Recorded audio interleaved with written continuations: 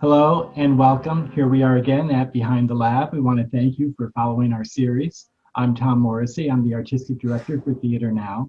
And I'm Colleen Harris. I'm the Managing Director. This is our series where we talk to the members of our Musical Theater Writers Lab and we learn more about their partnerships and their projects and their process. Today, we're delighted to introduce you to Michael Finke. Michael will be sharing with us some of the musicals that he's working on that are in development, as well as his upcoming album. My name is Michael Finke, and I grew up in South Florida, although technically I'm a New York native, but I moved to Florida when I was very little, and then I moved back to New York about 12 years ago. Thank you for talking to us today. We're excited to hear about your projects and hear some of your songs, but first we'd love to get to know you better. How did you get interested in musical theater in the first place? So I was really lucky to have parents that loved musicals. I mean, they would see musicals all the time. When they first got married, they saw the original cast of A Chorus Line on their honeymoon, and they kind of instilled that love of musical theater in their three kids. And when we lived in New York at the time, they would go see Broadway shows a lot, which meant they took me to see my first Broadway show when I was 3 years old, and they thought it was a good idea to bring a 3-year-old to the front row of Phantom of the Opera in like 1990 or 1991 or something like that. And but when we moved from New York to Boca Raton, Florida, they missed it so much. So they still kept taking us to musicals, the ones that were touring. We would take trips to New York just to see shows. So I really got it from them. And then when I found out around 8 or 9 years old, like, oh, you can actually be involved in being a part of those musicals and being in them and making them happen. And that got me into community theater. And then I never stopped doing musicals. Now we're going to get to hear a song from one of those musicals that you were involved in. And in this case, you wrote it. Can you tell us more about this song? So this song is called Hold Me Closer. It's from a musical I wrote called Reporting Live. And Reporting Live is a biographical fantasy. It tells the true story of a woman named Christine Chubbuck. Christine Chubbuck was a reporter in 1974 who became rather notorious because she committed suicide on live television while delivering the news. So this show kind of follows her, not only her life, but also this fantasy afterlife she experiences. The show had a full production at NYU, and it's had readings at Long Island University and readings at NYMF.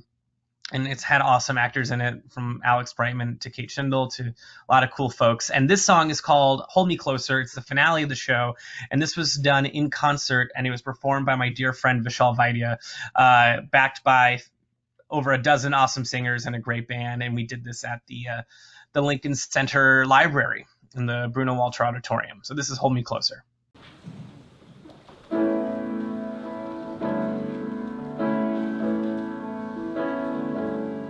If there's one thing I've learned, it's a fact that cannot be explained.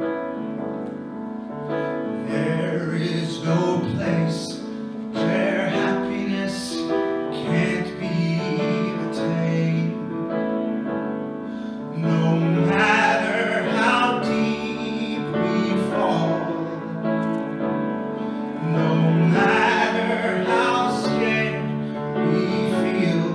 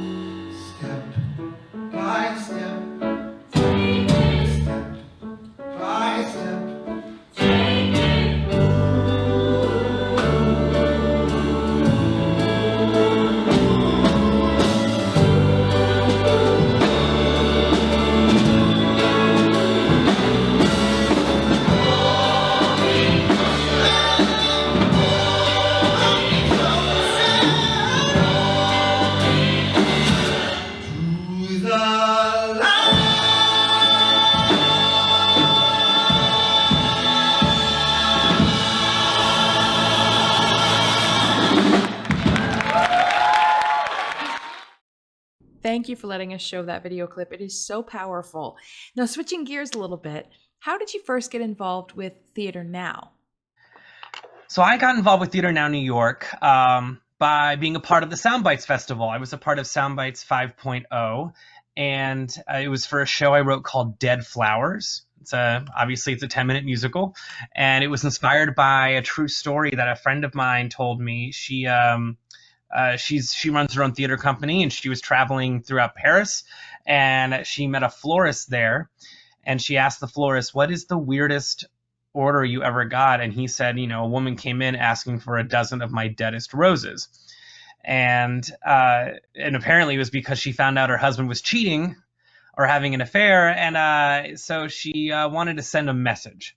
And I thought, that's an amazing idea for a musical. I don't know if it's a full-length musical, but I still want to write it. And so Soundbites seemed like the good opportunity for that. So I changed a few things. I set it in Boca because I never wrote anything that took place in my hometown. Changed the characters to be senior citizens, and instead of a young woman who finds out her husband's cheating, she's an 87-year-old woman who then that day befriends a Latin drag queen who inspires her to leave in a very theatrical way. And so then Dead Flowers was written, it got into the festival, and I've been involved with Theater Now ever since, really. And you're a member of our Musical Writers Lab. How would you describe your experience with that? So the Musical Theater Writers Lab is basically it's two components. It's a group of 10 writing teams, and part of it is just for a space. It's just a space for writers to come together and talk about their struggles, their triumphs, their obstacles, what they're working on, what they're not working on, what issues they've come into contact with, and what are other ways for the other writers in the room to help out or be of assistance, or even just to be there to listen. So just like a support group, support community for musical theater writers. The other component of that is it's for writers to actually bring in work for the shows they're writing and the shows that they're developing. And it's been an awesome experience, but the best part about it are the people. I mean, it's such a fun group of writers. Everyone is so different. It's an eclectic group. And also everyone's writing such very different things. You have writers writing, this, avant-garde experimental Kafka musical. You have a couple guys writing a satire of Gollum owning a tropical smoothie. You have a musical theater writers collective. You have these very, intense dramatic musicals about faith and religion and politics. It runs the whole gambit. So when you bring in all those different personalities, it really is an exciting group just to hear ideas from, because no matter what you bring in, you're going to hear an idea or a thought or a reaction that is going to be different than your own. And everyone in the group is so kind as well. So it's simultaneously a safe space, but it's a safe space to bring in vulnerable work that will push you to create more vulnerable work and more adventurous work.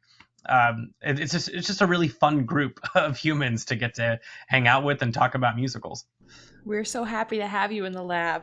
What else are you working on right now? Do you have any projects going on? So I'm working on a few projects right now. So just last year, I successfully kickstarted a project that's a musical theater album of my work.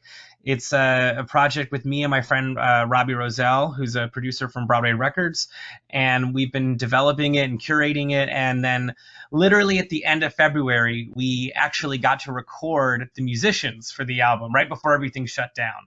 We recorded in a studio in South Sweden with some amazing musicians. We have musicians that have played for Justin Timberlake and the Jonas Brothers and Ariana Grande. It's really awesome. So once it's safe to do so, we're then going to get those beautiful Broadway performers, up-and-coming performers, to record the vocals for the album. The album right now is called Get What You Want, and I'm very excited to record that once it's safe to do so. Again, we're waiting to find out, hey, we can do this. Other things I'm working on is I've been developing a show called Powerline Road. I've been developing it with the Writers Lab, which is Powerline Road is 4 short original stories about 4 South Floridians, and it's a neo-noir musical with a very 80s synth-heavy score. If you kind of think of the music from Stranger Things or Blade Runner, things like that.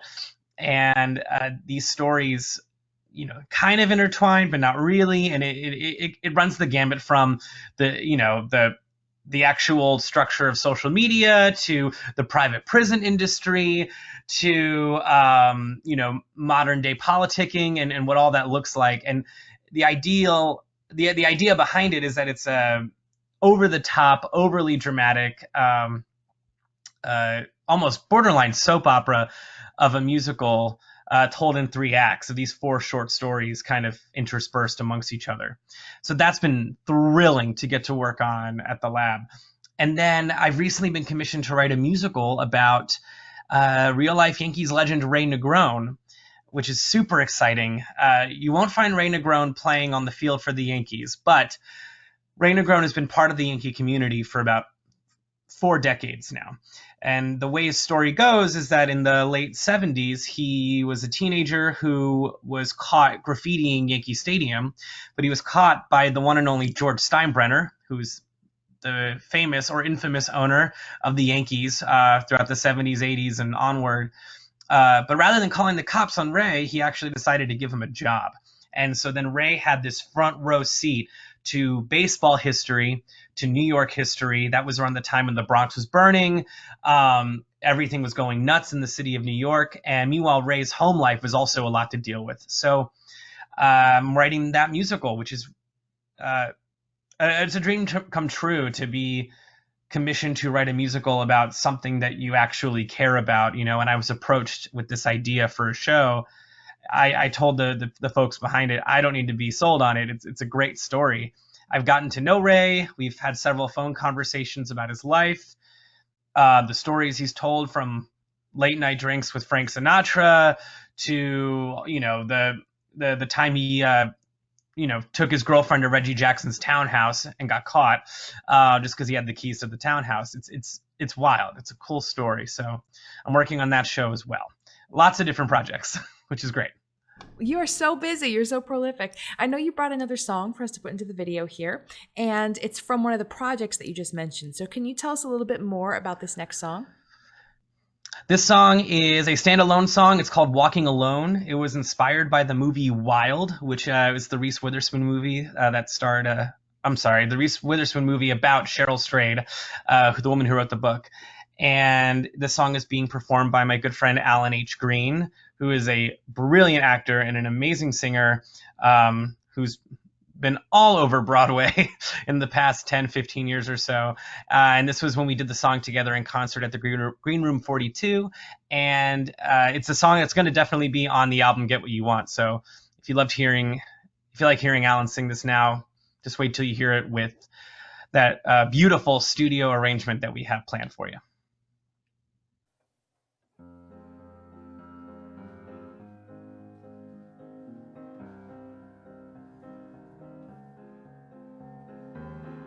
There's nothing beautiful about getting up to start again. There's nothing noble about knowing when you're wrong. There's nothing beautiful about realizing where and when I needed some redemption all along. And so I packed my bags to see the earth in worn-out shoes. I took a step outside and saw the blazing sun. I started walking on a trail with nothing left to lose. And now I'm part of nature, and I'm standing on a mountain and paying for the awful things I've done. I wish I could tell you how I got here. I wish I could tell you why I'm here. But I'm out on my own, without forgetting what I've done and what I've left behind. I'm walking alone and searching for an answer that I doubt I'll ever find. So give me time and let me be free. And when I come home, will you still be there for me? The air air is filled with pine and wildlife is all around. The trees are getting taller everywhere I roam. My feet are swollen and my hands are as rough as solid ground. I'm scared of what expected, and I'm scared of going further. But most of all, I'm scared of going home. I wish I could tell you how I got here. I wish I could tell you why I'm here. But I'm out on my own, without forgetting what I've done and what I've left behind. I'm walking alone, and I'm searching for an answer that I doubt I'll ever find. So give me time and let me be free. And when I come home, will you still be there for me? I've been waiting for a feeling. When I say I've learned my lesson, how the trail has taught me not to give a damn. But instead I'm now embracing the mistakes I'm finally facing, and how those moments made me who I am. I wish I could tell you how I got here. I wish I could tell you why I'm here, but I'm here. I'm out on my own, without forgetting what I've done and what I've left behind. I'm walking alone, and I'm searching for an answer that I doubt I'll ever find. So give me time and let me be free. And when I come home, will you still be there for me? Yeah.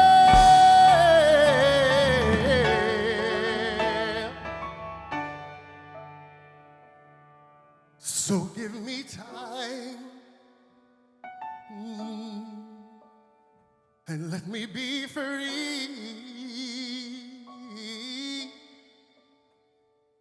But when I come home,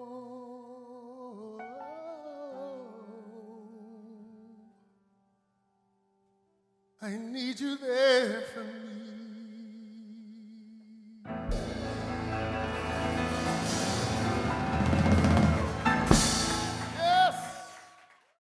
Michael, we're recording this during the pandemic of 2020. What's something you're looking forward to doing again when it's safe to do so? The first thing I will do when quarantine is over is get a haircut. I hate having long hair. I don't know how people do it, and it's been problematic to say the least, but it's fine. But besides that, I keep trying to reconcile what it means to be in quarantine and what it means to be in a pandemic, because they're not synonymous. Quarantine is, how you take care of yourself in a time where everything needs to shut down. But once everything reopens, we still need to take care of ourselves. So when the pandemic is over, I cannot wait to hug friends who I have not hugged in a long time. And in the meantime, I'm excited to see how people get innovative and creative with keeping people safe while opening their businesses and opening their homes and opening their stores and restaurants. On the way to my parents' place in Maryland, I drove by a restaurant that's obviously been closed for a long time. But what they've done now that the state of Maryland is reopening, this restaurant decided to put up a tent outside the front, and they decorated with all these little lights, and they put a little fountain in the front, and they had these tables each 6 feet apart. And I thought, this is such a cool, creative, beautiful, simple way to bring people together, but to do it safely. So I'm excited to see how people come together and do this when quarantine is lifted, but we still need to be mindful that there is something out there. There is a virus out there that is that doesn't care about if you hug or not, or if you're in a movie theater or not. So, but once the pandemic is over, once that is over, I cannot wait to hug friends, and I cannot wait to be in a theater, much like many, many, many other people. Also, I can't wait to be at a sports game, because that is also as communal gets. We'd like to thank Michael for sitting down with us and answering all of our questions. He's got a lot of things going on, as you can tell, so we really appreciate him taking the time out. If you want to hear more about Michael and his work, you can find out more by looking at the video description below and seeing how you can follow him online. And be sure to follow us. Our handle is @TheaterNowNY, and also visit our website, www.tnny.org. And make sure you subscribe to this channel so you don't miss any of our future videos with our Musical Theater Writers Lab members. Bye. See you next time. Step by